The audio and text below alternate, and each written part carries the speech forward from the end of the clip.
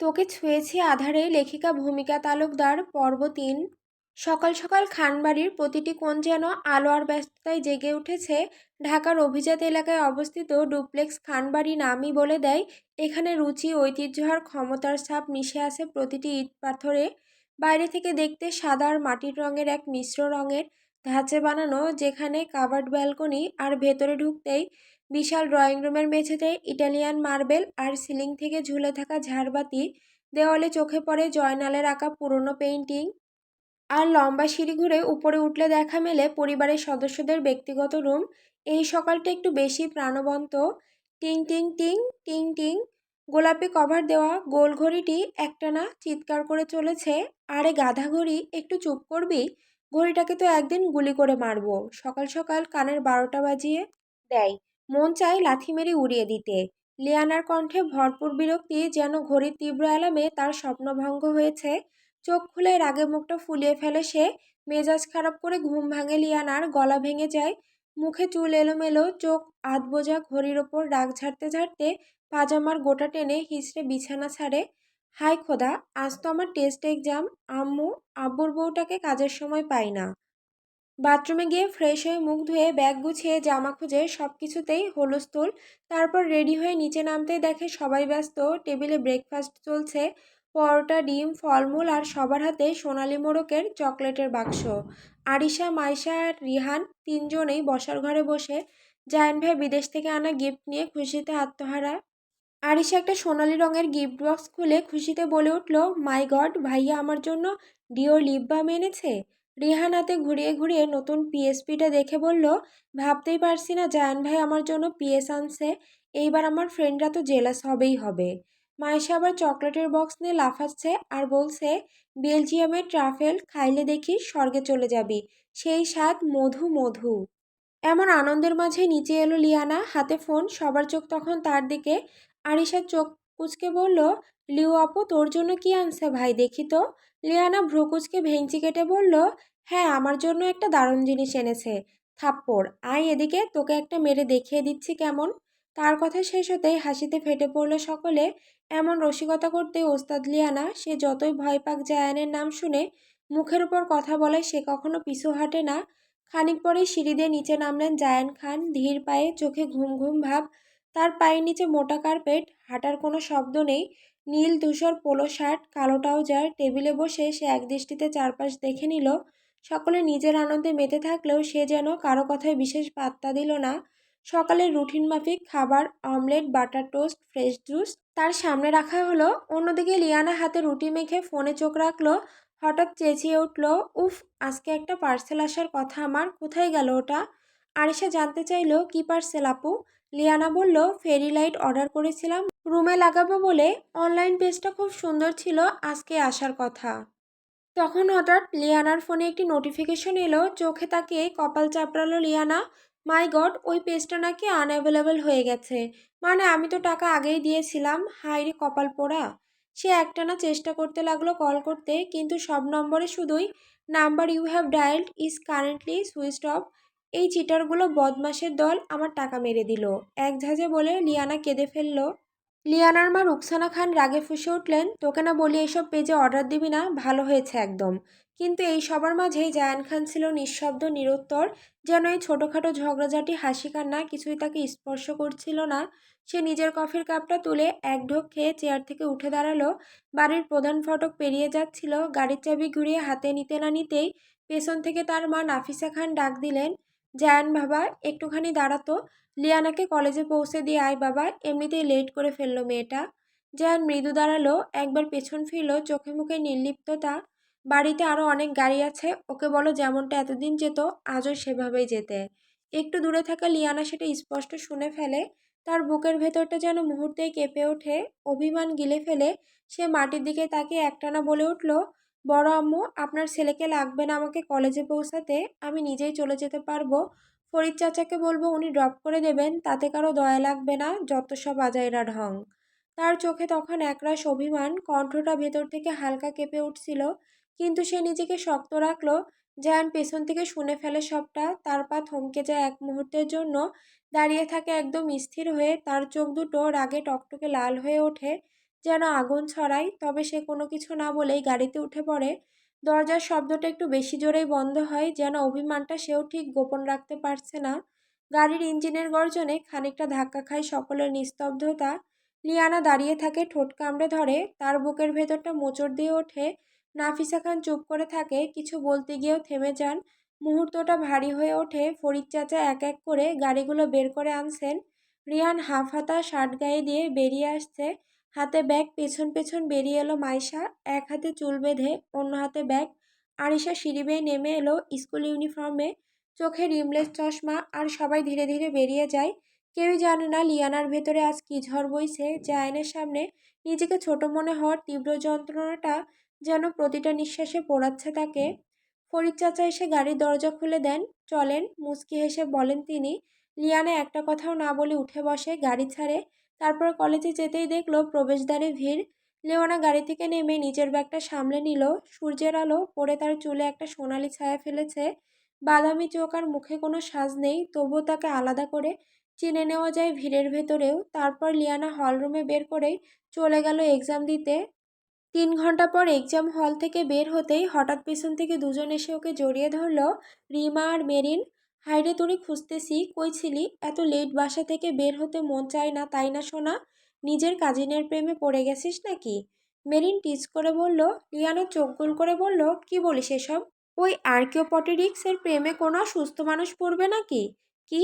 Archaeopteryx আবার কি? Google করে দেখে নিস, তাহলে বুঝবি। একদম খাপে খাপ ময়নার বাপ। বলে লিওনা মুখ বাঁকালো। রিমা চোখ টিপে বলল, তোর ওই জ্বালাময়ী ভাইয়া দেশে ফিরছে, আমার সন্দেহ বাড়তেছে। লিওনা একটু রাগ না করে ঠোঁট বাঁকিয়ে বলল, আরে ধুর, তুই চিনিস না তো রে, অমন একখান রোবট টাইপ মানুষ। আমি কোনো ছেলের সাথে একটু কথা বললে ওনার বাড়ির মান সম্মান চলে যাবে, এই জন্যই এমন করেছেন, আর কিছুই না। মেরিন হেসে বলল, তাই নাকি? ভাইয়ের আত্মসম্মানের ওপর আঘাত? মানে এখন থেকে তোর আশেপাশে কোনো ছেলে থাকলে তুই বিপদে, কলেজ তো পুরোই নিষিদ্ধ হয়ে যাবে। তোরা চুপ কর তো, অনেক হয়েছে, ভালো লাগছে না, বাড়ি যেতে হবে। বলে গাড়িতে উঠে পড়ে লিয়ানা। বাড়ির গেট খুলে ঢুকলো ও, গেটম্যান সালাম দিল। লিয়ানা মাথা নেড়ে এগিয়ে গেল। বাড়িতে ঢুকে সিঁড়ি দিয়ে উপরের দিকে উঠতে উঠতে হঠাৎ খেয়াল করলো ঘরটা আজ একটু অদ্ভুত লাগছে, নিঃশব্দ, যেন সবাই কোথাও গা ঢাকা দিয়েছে। পায়ের শব্দটাই শুধু কানে আসছে। ঘরের সামনে এসে দরজাটা ধীরে ধীরে খুলে ভেতরে ঢুকলো লিয়ানা। ঘরে ঢুকতেই আচমকা থমকে দাঁড়িয়ে গেল। সকাল তখনও বাইরে, রোদের আলো ছড়িয়ে আছে বারান্দা জুড়ে, কিন্তু ঘরের ভেতরটা পুরোপুরি অন্ধকার। সব জানালা ভারী পর্দায় ঢাকা, এমনকি বাতিগুলোও নিভানো। এমন একটা স্যাঁতসেঁতে নীরবতা যেন বুকের মধ্যে নামিয়ে আনে কেমন অজানা এক কাঁপুনি। লিওনা ধীরে ধীরে দেওয়ালের দিকে এগিয়ে গিয়ে হাত বাড়িয়ে সুইচ চাপলো। ঠিক সুইচ অন হতেই ফুটে উঠল অসংখ্য ছোট ছোট আলো। এক ঝলকে জ্বলে উঠল শত শত ফেয়ারি লাইট। এক একটা বাতির আলো যেন জাদুর মতো ঘরটাকে এক নতুন রূপে রাঙিয়ে দিল।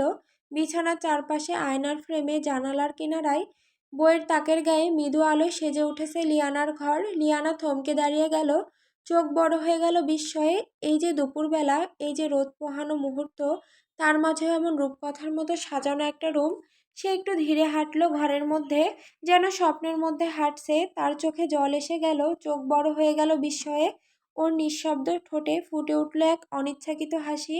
এগুলো কে করলো? বিছানার উপর একটা ছোট বক্স রাখা, তার উপরে একটা card, just because your smile deserve it, আর নিচে ছোট করে লেখা জেড। লিওনা থমকে গেল, বুকের ভেতর ধক করে কেঁপে উঠল কিছু একটা। জেড মানে? হাতের মধ্যে কার্ডটা ধরেও কিছুক্ষণ চুপ করে দাঁড়িয়ে রইল, বুঝেও না বোঝার ভান করলো সে। ঠোঁট কামড়ে মুখ ফিরিয়ে রাখলো, হয়তো হৃদয়ের ভেতর কোনো আলো নীরবে জ্বলে উঠেছে। তারপর ধীরে ধীরে শাওয়ার নিয়ে ফ্রেশ হয়ে এলো। চুল থেকে জল পড়তে পড়তে ঘরে ঢুকেই সে আর নিজেকে সামলাতে পারলো না। বিছানায় এলিয়ে পড়তেই শরীরটা যেন নিঃশেষ হয়ে এলো। ঘুম চোখে হানা দিতেই ভাবলো, কে এত যত্ন করে সাজিয়ে গেল ঘরটা?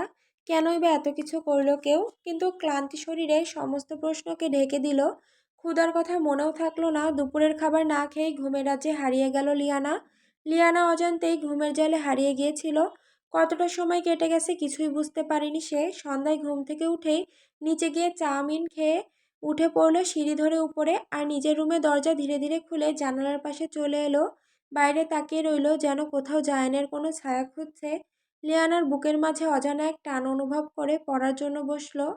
সামনের দিনটা তার বড় একটা পরীক্ষা, তাই মন যেন চায় ভালো করে প্রস্তুত হওয়া। কিন্তু যতই বইয়ের পাতায় ফেলে মন ততই হারিয়ে যায় জায়ান ভাইয়ের কথা ভেবে। চোখের সামনে বারবার ওর কঠোর মুখ ভেসে ওঠে সেসব কথা। সে অস্পষ্ট মনে হয় আজও যেন কানে কানে ফিসফিস করছে। ঘড়ির কাঁটা এগোতে থাকে, কিন্তু লিয়ানার মন পড়ার পেছনে আর নেই। মনটা ওর অনেক দূরে, যেখানে জায়ানের রুম, সেই নিরিবিলি একাকী ঘরটি অবিকল একটা মায়াময় বৃত্তের মতো ঘিরে রেখেছে ওকে। রাত যখন গভীরতম তখনও ঘুম তাকে ছুতে চায় না। চোখ খুলে সে ভাবতে থাকে এত রাতে যাওয়া ঠিক হবে কি যাবে না। অবশেষে অস্থির হৃদয় নিয়ন্ত্রণ হারিয়ে ঘুমের অবহেলায় সে উঠে পড়ে। লিওনা দাঁড়িয়ে আছে জায়ান ভাইয়ের রুমের দরজার সামনে, হাত বাড়িয়ে প্রায় স্পর্শ করবে দরজার, কিন্তু ফিরে আসে। মাথার ভেতর প্রশ্নগুলো ঝাঁপিয়ে পড়ে। যদি সে বিরক্ত হয়, যদি দরজা না খোলে, যদি, কিন্তু কোনো ভাবনা ওর হৃৎপিণ্ড থামাতে পারে না। সে সেখানে দাঁড়িয়ে থাকে। রাত প্রায় 12টা বাজতে চলল, এবং এক মুহূর্তের জন্য লিওনা অস্থির হাতে জায়ানের রুমের দরজায় ধীরে ধীরে হাত রাখলো। একটু সাহস জোগাতে দরজায় কয়েকবার নড়াচড়া করলো। দরজা খুলে গেল। সে হঠাৎ একটু থেমে গেল। দরজাটা খানিকটা খুলে গিয়েছিল। ভেতর থেকে হালকা আলো এসে পড়েছে। এক প্রকার গুটি গুটি পায়ে ভেতরে ঢুকলো লিয়ানা। ঠিক তখনই চোখ পড়ল জায়ানের উপর। ওর শরীর ভেজা, স্নানের পর অবস্থা, শুধু একটা ট্রাউজার পরা, আর কিছু পরা নেই। চুলগুলো ভেজা ভেজা কপালের উপর পড়ে আছে, যা থেকে টপ টপ করে জল গড়িয়ে পড়ছিল, আর টাওয়াল হাতে ধরে সেগুলো মুছছিল। লিয়ানা হিম হয়ে গেল। হঠাৎ ওর ঠোঁট অল্পটা ফাঁকা। জায়ানের ঝরঝরে সিক্স প্যাক উঁকি দিচ্ছে টাওয়ালের আড়ালে। লিওনা হঠাৎ তার মেয়েধীন কাটা ছড়ানো শরীর দেখে লজ্জায় লাল হয়ে গেল। হাত তুলে মুখ ঢেকে নিল, যেন কিছু না দেখতে পায়। কিন্তু তার মধ্যে একটা দুষ্টু জিগিরও কাজ করছিল। আঙুলের ফাঁকে চোখ মেলে তাকিয়ে থাকতে থাকলো। দেখার ইচ্ছে হলে এমনি দেখতে পারিস, নাটক করার দরকার নেই। জায়ান ভিজা চুল মুছতে মুছতে বলল। লজ্জায় লিয়ানা পেছনে ফিরে ফিসফিস করে, আরে আপনি একটু দ্রুত কিছু পরেন প্লিজ, এত রাতে কেউ গোসল করে নাকি? জায়ান মুখ বাঁকিয়ে বলে, কেন, এত রাতে গোসল করা পাপ নাকি? যদি একটা বউ থাকতো তাহলে তো সকালেই গোসল করতাম। একটু থেমে, একটা কাজ কর, আজ রাতটা আমার রুমেই থেকে যা, কাল সকালে একসাথে ফরজ গোসল করব, কি বলিস? জায়ানের কথা শুনে লিয়ানার গাল লাল হয়ে গেল।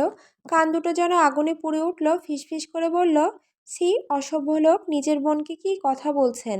জায়ান গম্ভীরভাবে উত্তর দিল, এই বেয়াদব মেয়ে, তোর মা আর আমার মা কি এক? যেহেতু এক না, তুই আমার বোনও না। আর আমি অসভ্য হলে তুই এত রাতে কি করিস একটা পুরুষের রুমে, তাও আবার নক না করেই ঢুকে পড়েছিস? তার বেলা কিছু না, খালি আমি বললেই দোষ। বা, কি সুন্দর তোর লীলা খেলা। জায়ানের কথা শুনে লিয়ানা বলে উঠল, ধুর, এখানে আসাই ভুল হলো, আমি চলে যাই। জায়ান পিছন থেকে দ্রুত এসে ওর হাত শক্ত করে ধরে বলল, কিসের জন্য এলি? নাটক করিস না, মুখ খোল। তারপর কানের কাছে মুখ নিয়ে ফিস ফিস করে বলল, এত রাতে একটা অবিবাহিত পুরুষের রুমে আসতে বুক কাঁপলো না? এখন যদি আমি কিছু করে ফেলি, এর দায় কে নিবে বল? জায়ানের কথাগুলো যেন লিয়ানার পুরো শরীর বরফের মতো জমিয়ে দিল। মুখ দিয়ে কিছু বেরও হচ্ছে না বেচারির। গলা শুকিয়ে এলো। দেখুন ভাইয়া, প্লিজ ছেড়ে দিন, হাতে লাগছে আমার, ব্যথা পাচ্ছি তো। হাত ছেড়ে জায়ান ধীরে ধীরে পেছনের ড্রয়ার থেকে ছোট্ট একটা বক্স বের করলো। কালো মখমলে মোড়ানো বক্সটা খুলতেই লিয়ানার চোখ পড়লো দুটো পেন্ডেন্ট, যার এক পাশে ছোট্ট রুবি বা লাল পাথরের হৃদয়, আরেক পাশে একটা ক্ষুদ্র তলোয়ার। ফ্রান্স থেকে বানিয়ে আনা, নাম পাইরো মে প্রিয়াম heart pendant, heart and sword. Zayan হাত বাড়িয়ে নিজেই লিয়ানার গলার রেড হার্টেরটা পরিয়ে দিয়ে নিজে তলোয়ারটা পরে নেয়। হার্টের পেছনে খোদাই করে লেখা, আমার হৃদয় আমার অস্ত্র।